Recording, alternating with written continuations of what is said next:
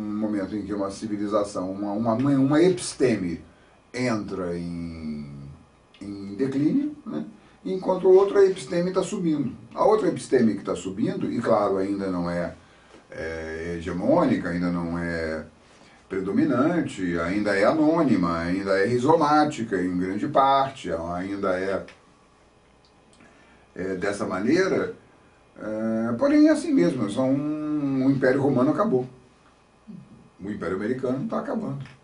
Agora, o problema é como é que nós vamos suprimir de nós, para colaborar com o fim dessas atitudes absurdamente contra os direitos humanos, etc., como é que nós vamos suprimir de nós mesmos as nossas atitudes imperiais. De fato, nós temos o direito ao autogoverno. Agora, o que é o autogoverno?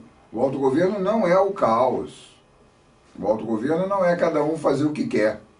O autogoverno é entender que disciplina é liberdade.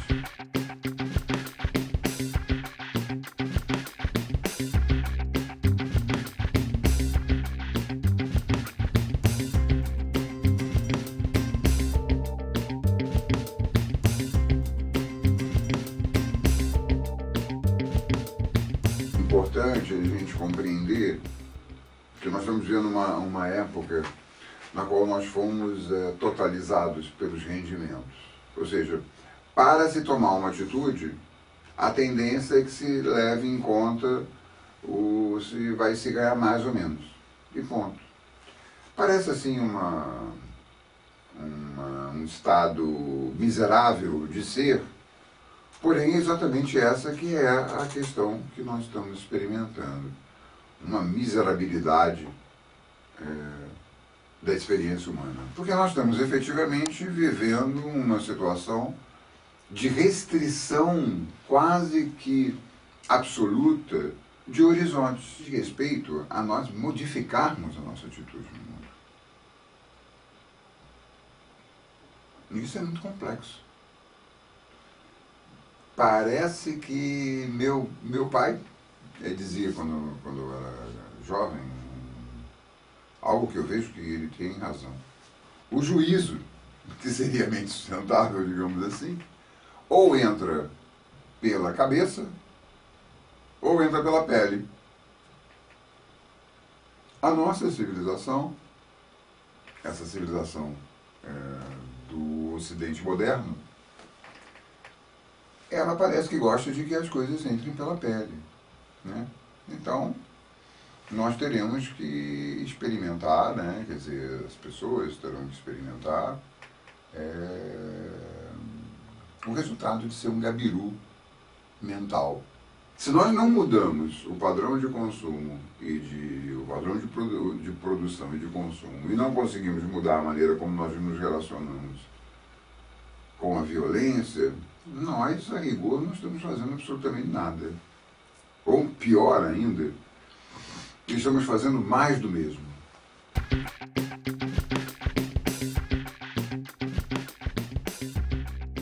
O Nestor Canclini tem uma frase que eu gosto muito. Ele fala que hoje o Davi não sabe onde está o Golias.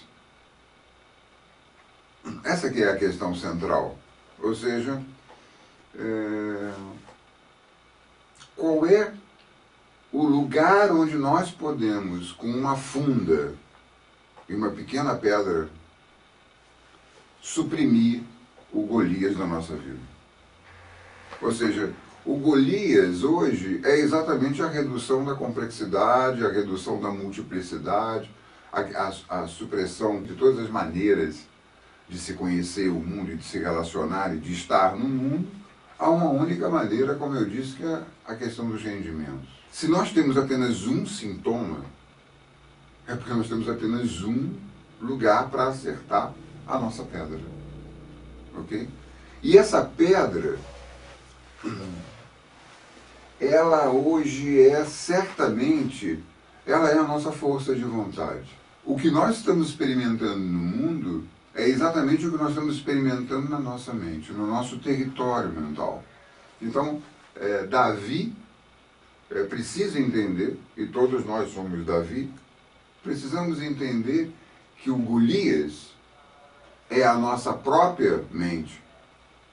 Se nós tomarmos conta da nossa própria mente, se nós esvaziarmos a nossa mente, tudo aquilo que a torna ordinária, literalmente, que são as sequências mentais, né, do regime de servidão, no qual um sujeito transfere para o outro a sua potência, nós efetivamente conseguiremos derrotar esse Golias.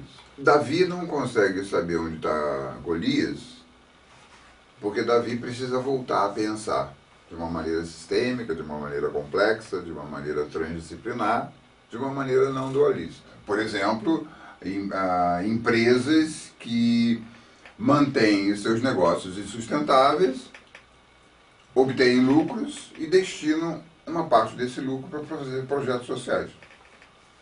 Isso é um suicídio. Não adianta nada isso. O que tem que mudar é o negócio. Como é que se vai mudar de um projeto econômico desenvolvimentista fundado no crescimento, ou seja, frutos das teorias do progresso, para um outro padrão sem se mexer no bolso e sem se mexer no padrão de consumo? É um projeto inviável. É um projeto comprometido de início que separa a possibilidade de sincronizar a linguagem e a ação. Trata-se, portanto, de um esforço inútil. O mercado neoliberal, o mercado do capitalismo financeiro especulativo, ele encobre conflitos. Por exemplo, um exemplo concreto é por exemplo, uma instituição financeira que aufere lucros no Brasil completamente absurdos, promovem, financiam projetos culturais, projetos sociais, como se esses projetos sociais fossem resolver demandas, por exemplo, de grupos, vamos dizer assim, claro, estou carregando um pouco na tinta, de gabirus. Quando, na verdade, o que está gerando os gabirus de todas as sortes é essa complexidade de taxas de juros escorchantes. Você tem uma desproporção, por exemplo, não se consegue resolver, por exemplo, 12 bilhões de dólares, se me recordo bem no momento, para resolver a alimentação da população mundial toda. Os governos dizem que não tem, as empresas dizem que não tem, a sociedade diz que não tem, porém se gasta muito mais do que isso em alimentação de animais domésticos, por exemplo. Não se tem para resolver a saúde reprodutiva da mulher, mas, por exemplo, se tem para tomar sorvete. Indústria bélica, né? A indústria bélica está por conta do que está contabilizado por mais de 2 trilhões de dólares. Uma coisa inimaginável. Se a gente junta isso, a quantidade de dinheiro que foi transferido do contribuinte para o sistema financeiro, por exemplo, com a suposta crise, que na verdade não teve crise nenhuma, aquilo é uma corrente, sabe corrente? Aquela história, alguém te manda R$1, de repente alguém lá não vai pagar por isso. É disso que se trata. A nossa civilização é uma civilização terminal, na qual Davi precisa entender que é necessário refazer as nossas mentes e mudar nossos estilos de vida. Só poderá haver um acordo na medida em que nós tenhamos lideranças, que nós tenhamos pessoas, que nós tenhamos uma sociedade civil e lideranças políticas, econômicas, empresariais, etc., que decidam lidar de uma outra maneira com este processo. Vai depender efetivamente da capacidade das lideranças envolvidas lidarem com suas sequências mentais de uma outra maneira e, sobretudo, dado o esvaziamento do Estado, né, e a glorificação do mercado, este mercado que está aí, a situação é bastante sombria. Né? Na medida em, por exemplo, há pessoas que acham que a solução das favelas no Rio de Janeiro são as empresas entrarem lá e fazerem negócios. Porque as políticas públicas não adiantariam, porque o governo não consegue manter políticas públicas. Ora, o governo não consegue manter políticas públicas porque a mentalidade chamada mercado, né, faz com que os governos sirvam aos interesses econômicos de acumulação de riqueza. Vai depender disso. E, consequentemente, da capacidade da sociedade civil de se associar. Como vamos nos associar, aprofundar nosso associativismo na direção de uma ação conjunta e unitária, né? Se as pessoas estão esfaceladas em brigas de poder nos movimentos sociais. Né? As pessoas estão repetindo nos movimentos sociais os mesmos valores que elas dizem querer suprimir na sociedade.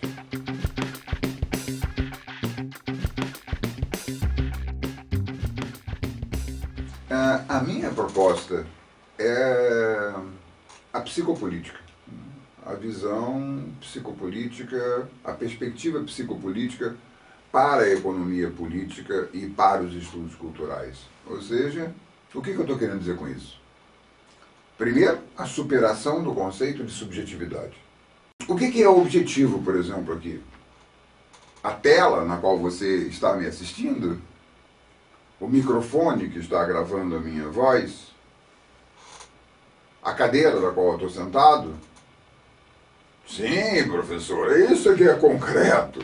Pois é, mas eu pergunto a você, por que é que essa tela está diante de você? Porque você decidiu. É isso que eu estou colocando. Ou seja, o que nós entendemos até aqui como subjetivo, que é a cultura, é que determina o que nós entendemos até aqui como sendo objetivo, que é a economia. A economia é completamente subjetiva. O tal da conquista dos resultados tangíveis e dos rendimentos é uma opção completamente subjetiva nesse sentido, na medida que provoca gabirus de todos os jeitos. Provoca gabirus desnutridos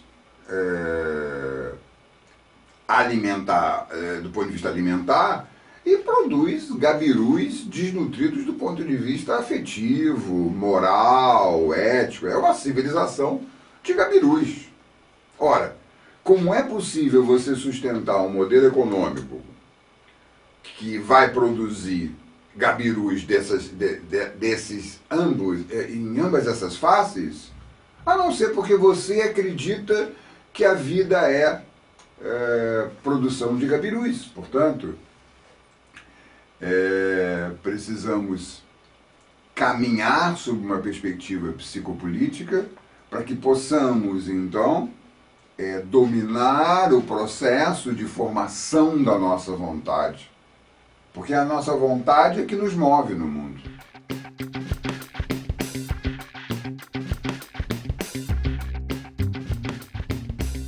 A grande vitória que o Brasil conseguiu nos últimos anos, altamente meritória, né? Sem dúvida alguma, altamente meritória, por isso, inclusive, eu apoiei o atual governo nessa direção, foi tirar um imenso contingente de pessoas da miséria absoluta e tirar uma boa parte das pessoas, levar boa parte das pessoas para a classe média baixa e para a classe média. Isso é um avanço, é eliminar os gabirus. Mas isso resolve a curto prazo, porque a médio prazo e a longo prazo, essas pessoas estão sendo inseridas no mesmo padrão de produção e de consumo, que nós já sabemos que é insustentável. Então é muito engraçado, todo mundo tem o seu carro, todo mundo ter isso, todo mundo morar em cidade, por exemplo. Se continuamos a querer aburguesar as políticas públicas e tornar toda a civilização burguesa, ou seja, levar todo mundo para dentro do padrão de consumo dos países envolvidos, isso é uma loucura. Nós não podemos reduzir a diversidade humana a morar todo mundo dentro de cidade.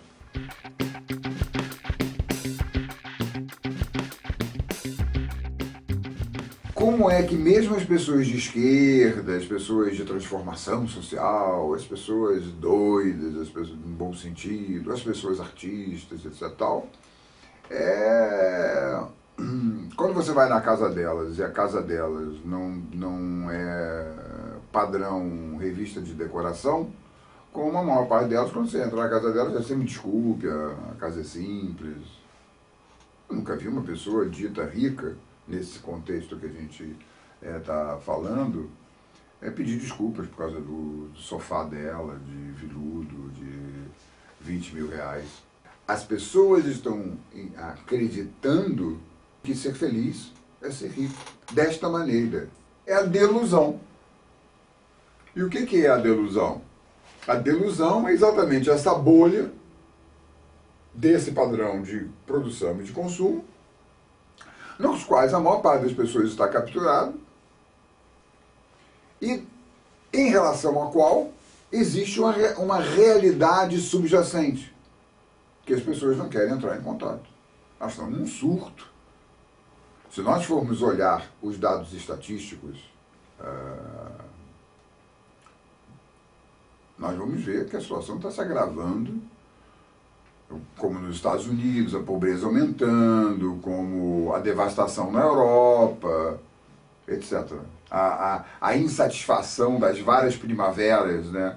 Desde a árabe, espanhola, grega, chilena, etc. E tal. Nós já sabemos disso. Porém, há uma recusa a entrar em contato com a realidade. É curioso que muitas pessoas incautas, quando observam a proposta da psicopolítica e a proposta da gestão da mente, acham idealista. Acham que é muito difícil fazer isso, porque isso é uma coisa muito complexa, professor. Nossa Senhora, observarei ininterruptamente todo o meu fluxo de estados mentais para a rede e tal. Nossa, beleza, professor, mas isso é muito difícil.